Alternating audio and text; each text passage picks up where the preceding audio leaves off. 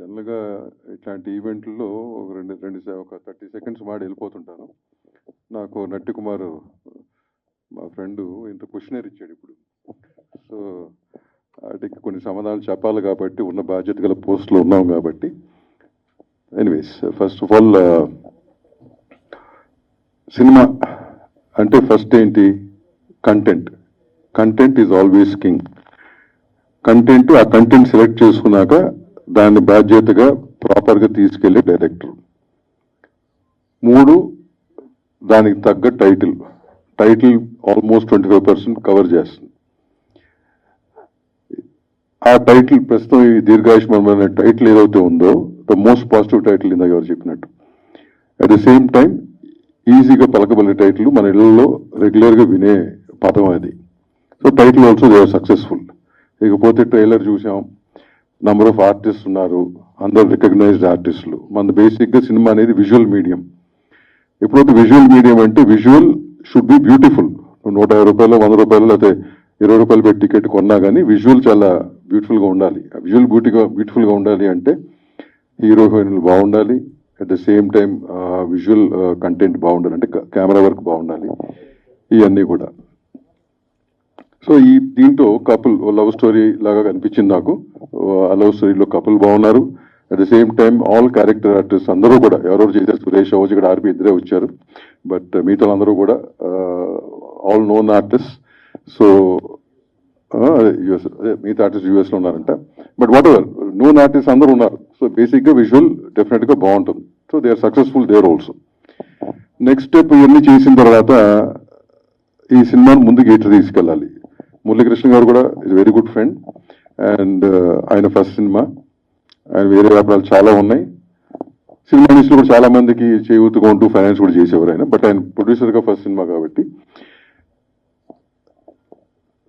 ఆయన వెనకాల ఒక ప్రాపర్ డైరెక్టర్ పూర్ణానంద్ ఉండటం కానీ, వెనకాల నట్టి కుమార్ లాంటి వాళ్ళు ఉండి దీన్ని ఫైనల్ స్టెప్ గట్టా తీసుకెళ్తాడు, దానికి ప్రాపర్ ప్లానింగ్ ఇన్నేళ్ళ నుంచి ఉన్నాడు కాబట్టి, ఈ ఆల్సో ఎక్స్పీరియన్స్ డిస్ట్రిబ్యూషన్ ఎగ్జిబిటర్ కాబట్టి ప్రాపర్గా తీసుకెళ్తారు. సో ఆ సక్సెస్, అది కూడా సక్సెస్ఫుల్ అయ్యారు మీరు.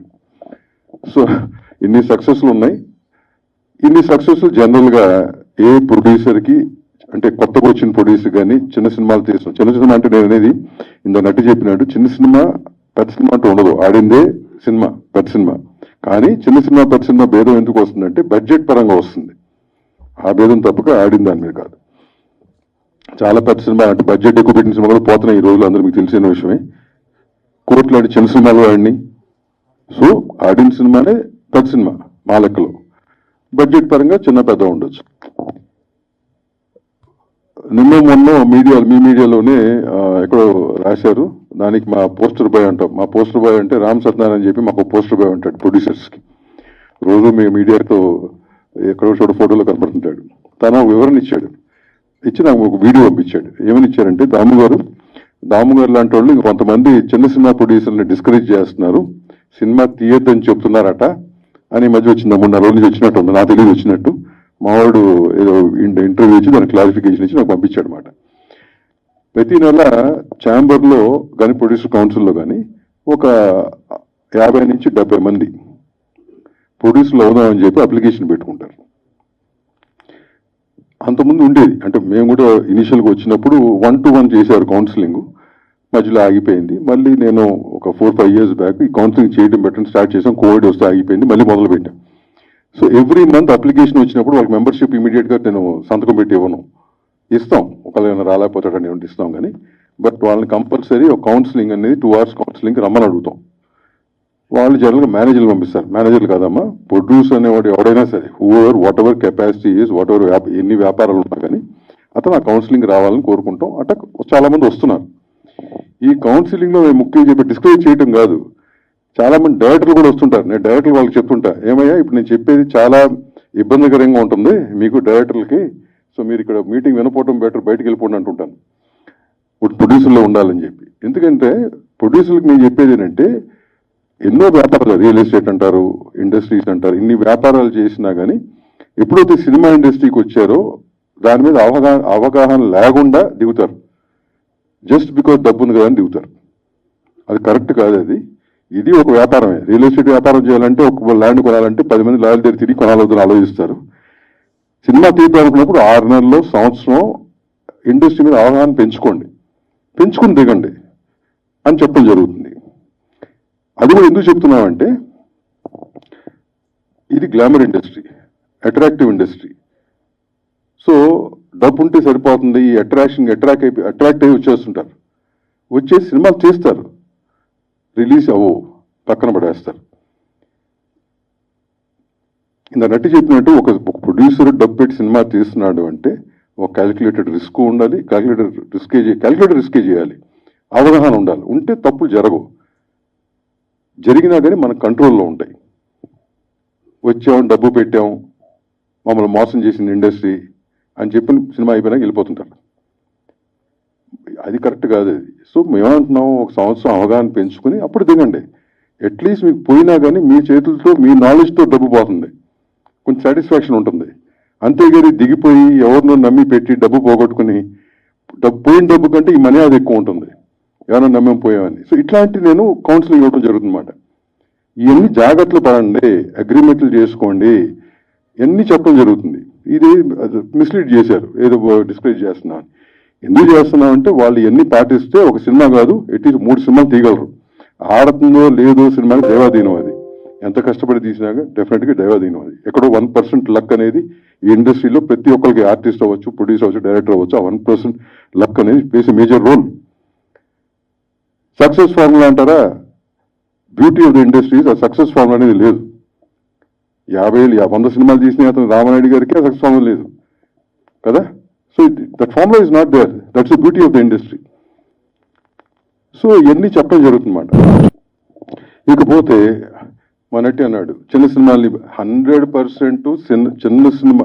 ఇప్పుడు ఇవాళ సో కాల్డ్ ఆర్టిస్టులు ఎవరైతే ఉన్నారో, పెద్ద ఆర్టిస్టులు అవ్వచ్చు, మిడ్ రేంజ్ అవ్వచ్చు, క్యారెక్టర్ ఆర్టిస్టులు చాలా మంది అవ్వచ్చు, వీళ్ళందరికీ ఫస్ట్ బ్రేక్ దొరికింది అంటే ఒక చిన్న సినిమా ద్వారానే దొరుకుతుంది వీళ్ళకి బ్రేక్. అక్కడి నుంచి వాళ్ళ పేరు వచ్చి వాళ్ళు డెవలప్ అయి వెళ్తుంటారు. సో చిన్న సినిమా, లో బడ్జెట్ ఫిల్మ్స్ ఏదైతే ప్రొడ్యూసర్లు చేస్తారో we have to encourage dum. ఇంకోటి, 250 సినిమాలు సంవత్సరానికి ప్రొడ్యూస్ అవుతుంటే మనం మాడుకునేది 10 సినిమాల గురించే. ఇష్యూస్ ఏమొచ్చినా ఆ నలుగురన్నా ఇవన్నీ బోగస్, ఇవన్నీ కూడా బోగస్ అండి. ఎవరు ఏ ఒక్క మనిషి ఈ ఇండస్ట్రీని కంట్రోల్ చేయలేరు. Out of 40 years of experience of mind, మా తాత మా నాన్న చేసిన ఎక్స్పీరియన్స్ కానీ, వీళ్ళందరూ ఉన్న 30 ఏళ్ళ ఎక్స్పీరియన్స్ కానీ, ఏ ఒక్క మనిషి ఇండస్ట్రీని కంట్రోల్ చేయడం అంటూ జరగదు. ఈ మధ్య సోషల్ మీడియాని ఇవన్నీ వచ్చినాక అనవసరమైన వార్తలు వైరల్ అవుతున్నాయి. జనం కూడా ఏంటంటే పాజిటివిటీ కంటే నెగిటివిటీ ఎక్కువ ఎంకరేజ్ చేస్తున్నారు కాబట్టి వైరల్ అవుతున్నాయి.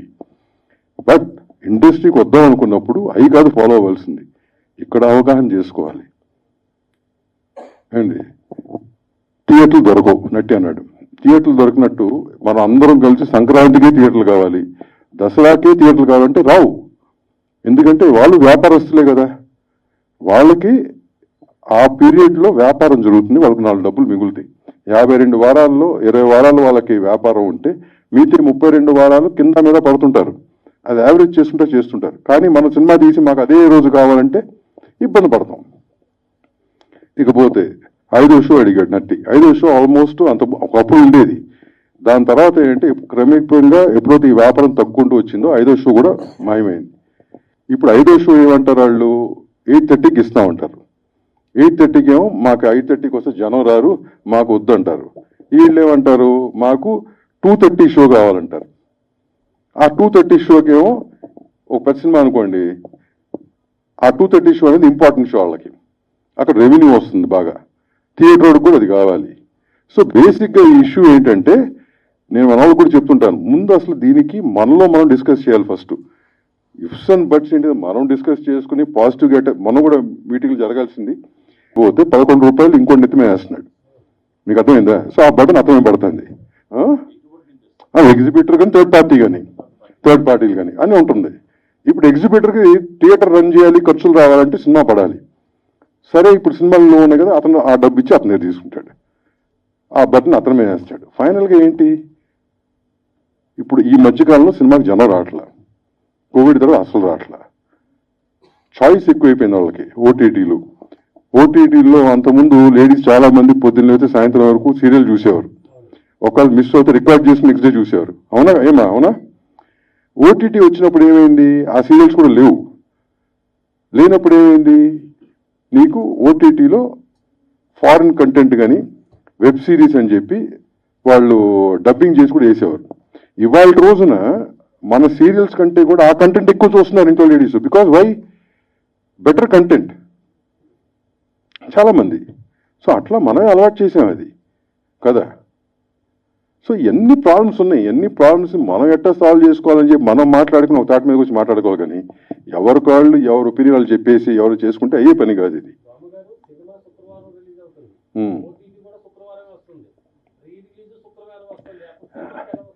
అంటే ఓటీటీ ఎందుకు వస్తుంది? అదే సినిమా కాదు వేరే సినిమా వస్తుందా? అవునండి అదే అంటున్నా, నేను అంటుంది. అవునమ్మా, ఇప్పుడు ఓటీటీ ఎవరిది? ఒక కార్పొరేట్ కంపెనీది. అవునా? అతను కూడా అది తప్పే కదా. సో నేను అదే అంటుంది, అందరూ ఒక తాట మీదకి వచ్చి నెక్స్ట్ 20 years ఈ వ్యాపారాన్ని ఎట్లా ముందు తీసుకెళ్ళాలని ఆలోచన మనకు ఉండాలి ముందు. ఆ యూనిటీలో మనం నడుచుకుంటే ముందుకు వెళ్తుంది కదా. బట్ ఇది మరి ఇంకెప్పుడు పెడదాం కానీ టెస్ట్ మీట్ తాను చెప్పిన దానికి 2 క్వశ్చన్లు చెప్పాల్సి వచ్చింది. But I'm sorry about it. But multiplex లో 20%, మళ్ళీ అదే మళ్ళీ సేమ్ థింగ్. ఇప్పుడు మళ్ళీ చెప్పాలంటే అది వ్యాపారమే కదా. ఇప్పుడు మల్టీప్లెక్స్ ఒకటి ఈ మాటతో ముగిస్తానమ్మా, సారీ.